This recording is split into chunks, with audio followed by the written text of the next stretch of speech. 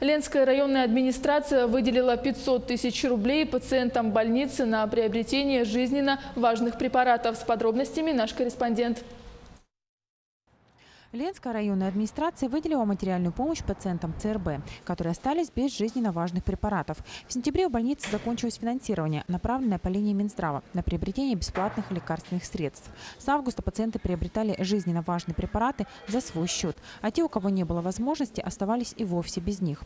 В связи со сложившейся ситуацией главный врач обратился к главе района с просьбой о помощи. На сегодняшний день более 500 тысяч уже потрачено на данный вид помощи, то есть порядка 140, по-моему, 140 с чем-то человек уже воспользовались этой материальной помощью, и эта помощь оказывается практически ежедневно.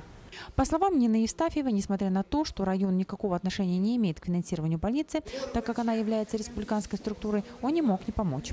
Вот уже второй месяц пациенты больницы получают лекарства за счет средств материальной помощи.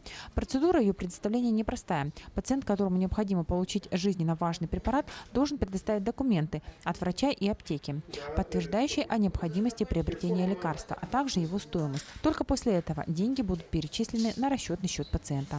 По словам директора муниципальной аптеки Марины Карнауховой, лекарственные средства по адресной помощи получили уже 212 человек, многие по второму разу.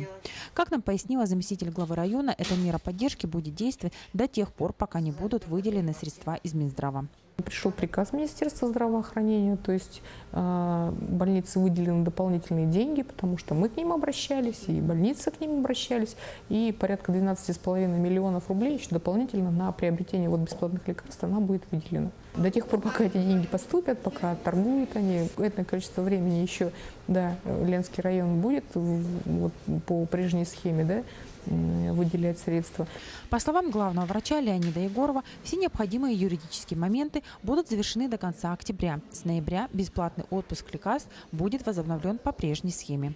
Светлана Болеева, Виталий Андреев, Ленск.